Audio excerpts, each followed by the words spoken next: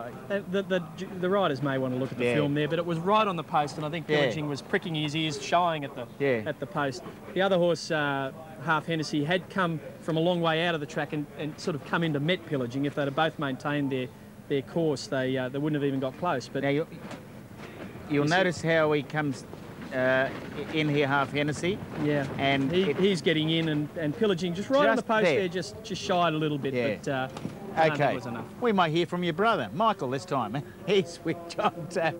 Well, the noise is going over there for the carnival, and so too Hillsgrove, who's likely to be set on a Derby campaign, and Miss Lala, John Gunning, predicting that he's going to get that filly to stay, and she's been set for the fillies races there.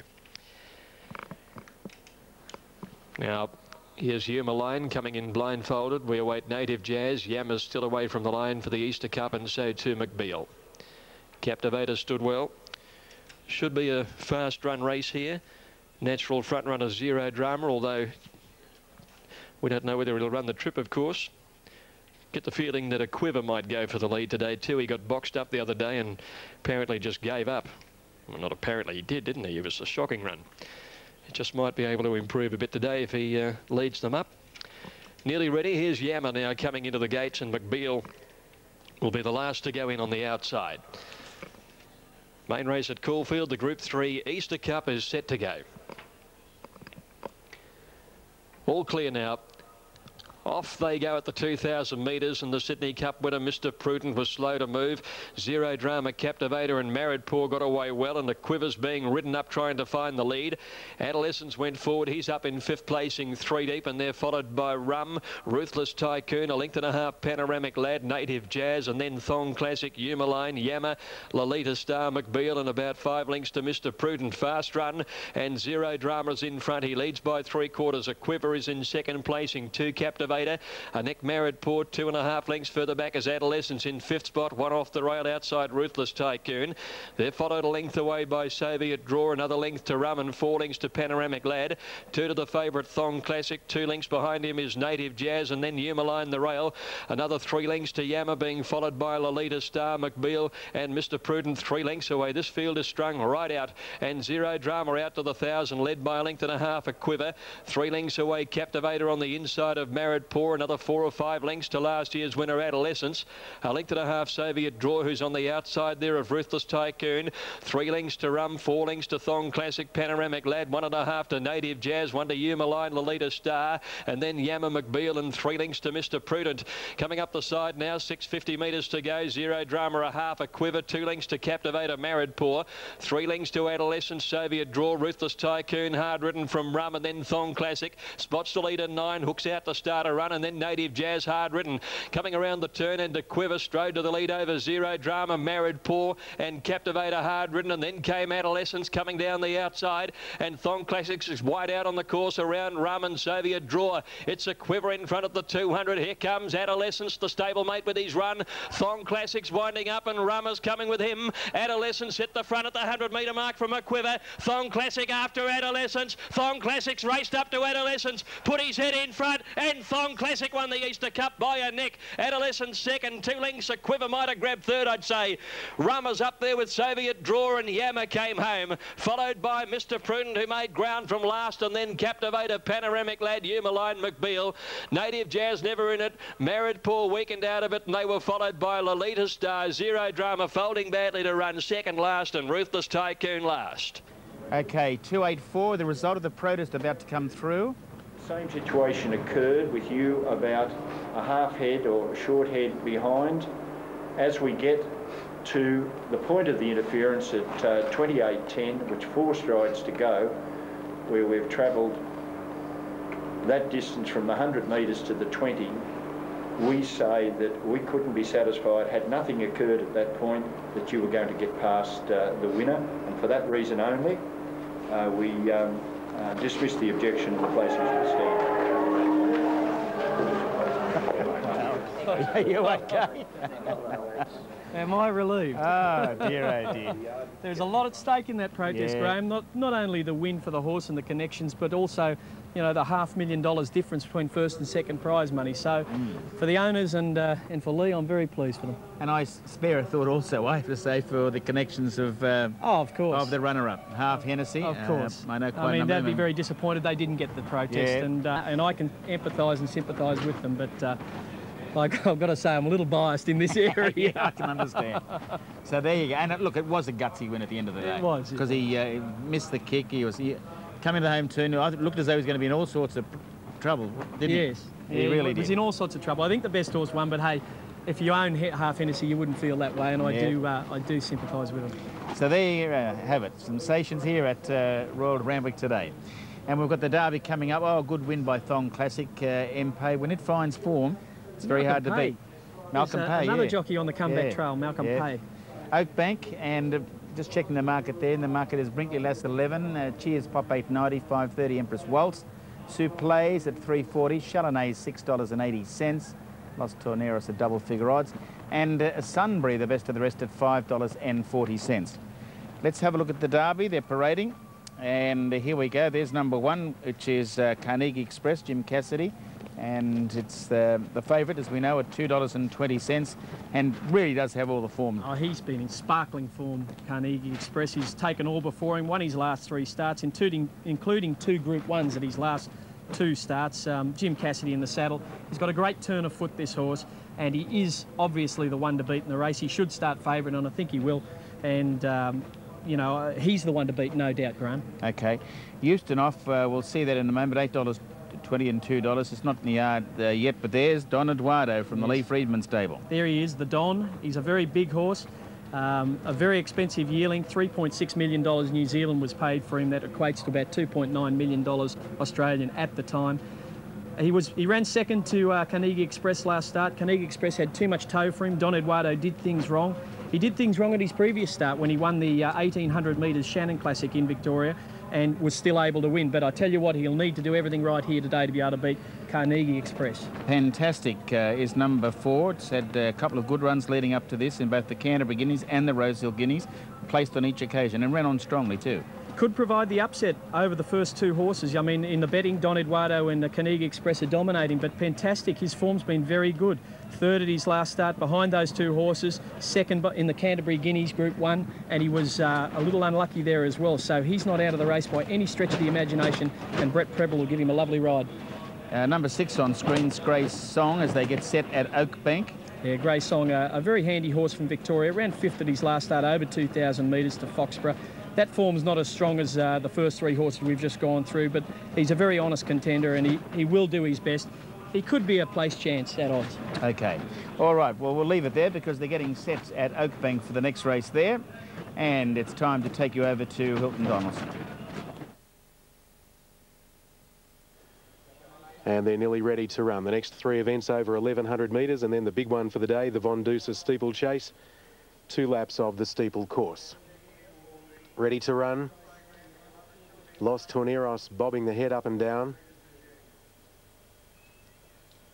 Just about right. As a football goes off there on the infield. Good mark. They're off. And beginning fast, Sunbury from the centre of the line. Brinkley Lass away quickly with Chalonnais, and Ambrock is driving along the fence, but won't hold Sunbury in the early part. Then Empress Waltz, Los Torneros. Soupless has got back on the inside of Oxford Regent from Cheers Pop, Love of Brandy last. As they work along the back straight, 800 metres to go, and Little Sunbury scooting along, 1.5 lengths to Chalonnais. 3rd Ambrock and 4th Brinkley Lass. 2 lengths away, Los Torneros from Empress Waltz. Then Soupless, Cheers Pop, Oxford Regent, and 5 away the stayer, Love of Brandy. 500 metres to go. Sunbury tries to steal a march down the hill, but Chalonnais is stalking him. 2 away came Brinkley Lass from Ambrock. Then Los Torneros and Empress Waltz getting into the clear, and Soupless starting to make ground. 1 off the fence, will probably look for a run inside. No, got held up, so too Oxford Regent. Sunbury the leader from Chalonnais. Then Los Torneros, Empress Waltz let go, and Soupless driving up behind them at the 150. Sunbury still in front of Chalonnais, and wider out Empress Waltz coming at them. Then Los Torneros and Soupless. Empress Waltz Waltz on the outside, and Sunbury fighting back on the rails. Empress Waltz, I'd say, has just got up and beaten Sunbury about a half head. Chalonnaise between them third. Then Souplesse, Los Torneros, Oxford Regent, followed in by Cheers Pop, with Brinkley Lass and Love of Brandy may have picked Ambrock up and finished with it over the line. Hails from Kangaroo Island, prepared by David Huxtable, Jason Holder, the jockey, Empress Waltz.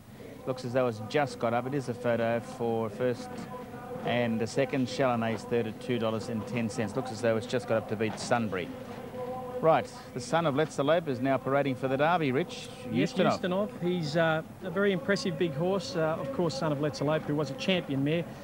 And look, he was a star during the spring. He was an emerging star last spring, and he really hasn't lived up to that reputation this autumn. But he is a genuine stayer. He will appreciate the 2,400 metres. It's the first time he's reached that distance this preparation, and he will be running on strongly at the end of it. Darren Beedman in the saddle. Look, he's there with a chance, but he's got to regain that spring form. Yeah. He is coming off weight for age formation in the Australian Cup. He is, but he has been a little bit unimpressive in those races. Yep. No, I couldn't agree more with you. All right, so there you have them.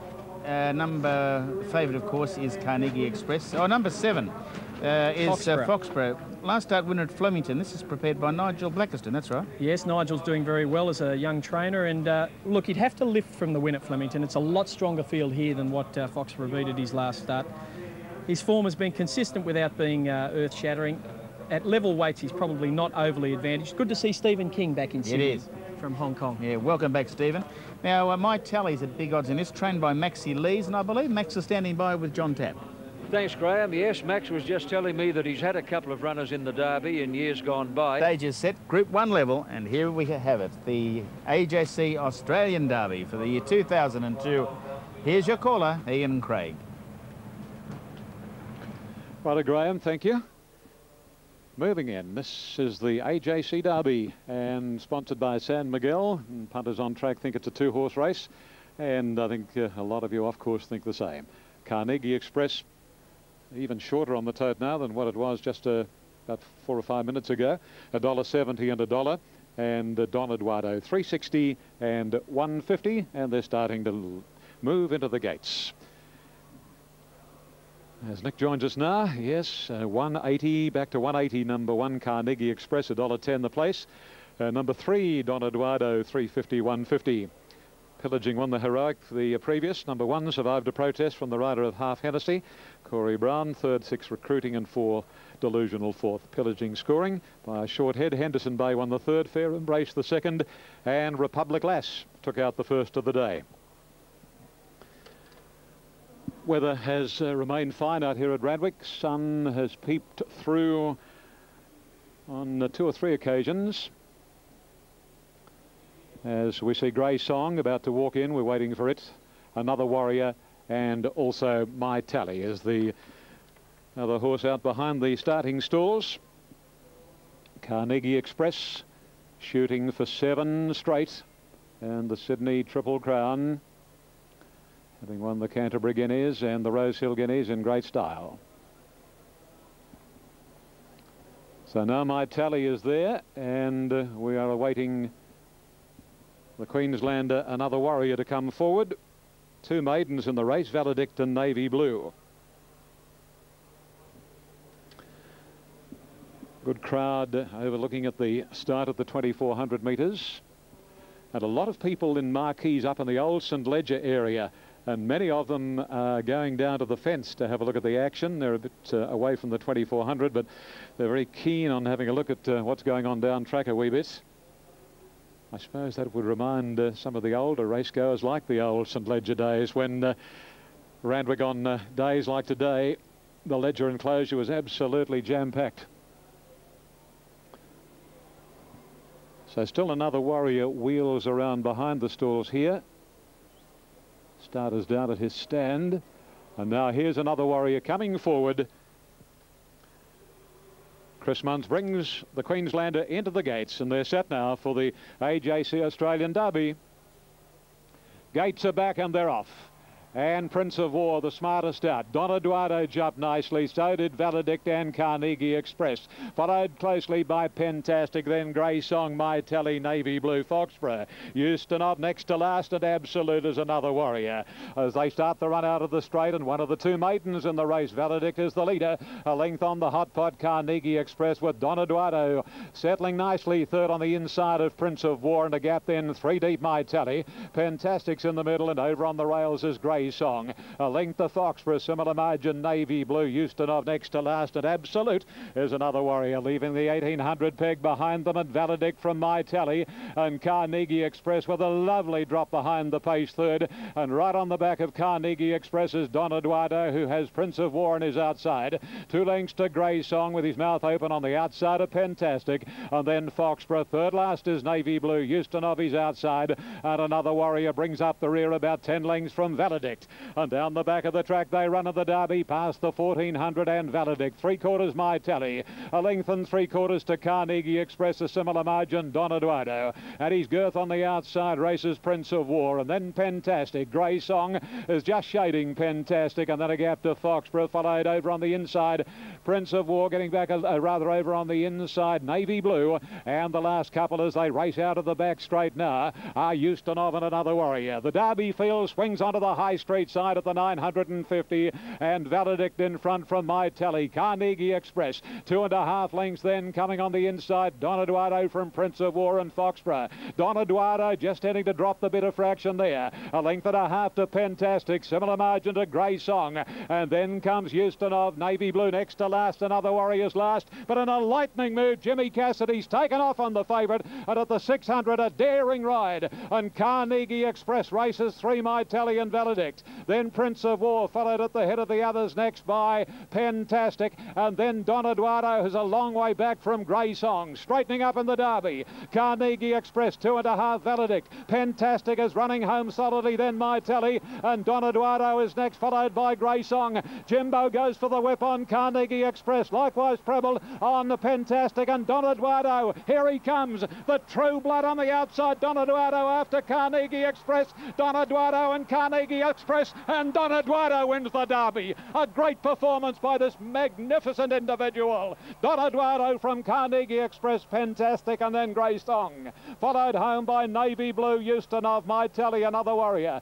Foxborough in company with Valedict, and near enough to the tail of the field, Prince of War, and that is a magnificent performance by a cost to the owners of about 3 million Australian, and he is well on the way to recouping that purchase price. Number 3, Don Eduardo, ridden by Damien Oliver, has been able to take out the San Miguel AJC Australian Derby in the last stride from Carnegie Express, number 1. And third placing will go to number 4, Pentastic, ridden by Brett Preble. Number 6 will be 4th, Grey Song, and those numbers are now semaphored. Number 3, Don Eduardo. It is trained by Lee Friedman. A double for Lee, the pillaging heroic winner, and now the Derby winner, Don Eduardo, by Zabeel from Diamond Lover. And how much has he earned today for his connections? 1,235,000. And he's well on the way, isn't he, to recouping that huge amount of money spent on him, beating the Gay Waterhouse trained Carnegie Express. Gay, of course, under bidder for Don Eduardo at the sales. And Carnegie Express, many will say Jimmy Cassidy went too soon. Many will say that he went before acceptances on Carnegie Express. He was run down on the line by a head. Number 4, third, Pentastic, by Pentar, and looked a fleeting chance coming to the 250, but was outgunned by Don Eduardo particularly. Ahead, a length and a quarter, 2:32.76 was the overall time. That race record will stand for a while, I reckon. Octagonal 2:28.41 and 35.28 the sectional time. Well, you could never script a better finish to that Derby, could you? You could never script it. Richard has just left me and he's gone over to be with his brothers. Let's go back to John Tapp. Righto, Graham, thank you. I'm in the middle of a huge throng in the parade yard at Randwick with Mr. Eduardo Codjuenco, who has just enjoyed his finest moment in racing so far, I'm sure. That's right, John. This is the first time I ever won a Derby in Australia, and it was hard work all the way. With a price tag of 2.9 million Australian, everybody's been under pressure. Lee Friedman, Damien Oliver, and certainly Eduardo Codjuanco. Yes, when we bought the colt, I always thought he was a nice colt. He was expensive, but I always thought if he performed the way we thought he would hopefully perform, he'd be the cheapest horse I ever bought. An exciting race. He gave Carnegie Express a pretty big start from the top of the rise. Yes. But your horse today actually quickened, didn't he, the last 200 metres? John, excuse me, I have to go. Well done. Congratulations. Thank you very much. Thank you. Well done. Eduardo Codjuanco, who is being whisked away by the AJC officials. Here's Lee Friedman, excuse me. Lee, you've won everything there is to win, but I'll bet you've never got a bigger buzz in your life than this one today. Yeah, that's right up there with the best. Right up there with the best. There was so much anticipation about the race. There was so much importance in my own mind attached to it because of the value of the horse and the expectations we placed on the horse. And to pull it off, it's one of my greatest thrills. It's a dream come true, it must be. Lee, we've all been guilty of calling him a grinder and a one-pacer and what have you. That horse, Fair Dinkum, sprinted the last 200 metres today. He's a fabulous racehorse, you know, and the best hasn't been seen of him yet. He could go overseas next year as a 4-year-old. Gosh, he's come a long way from a Bendigo maiden. He has. A bit more money too. Yeah, hey, well done, mate. Thanks, mate. Congratulations. And here's a magic moment in Australian horse racing. Richard and Lee in a passionate embrace in the bird cage at Royal Bram. Mate, I just said to Lee, that surely must rate as his greatest thrill in racing. I think it is with the pressure on this horse, and I know they've tried so hard to get this horse to concentrate. I was talking to Lee during the week, and he said, we're just working and working on getting him to concentrate for the whole week. He's had this plan for this horse, and what it means to this horse stud value-wise is just, you know, inexplicable. It's boundless, unfathomable what he's worth now. Yeah.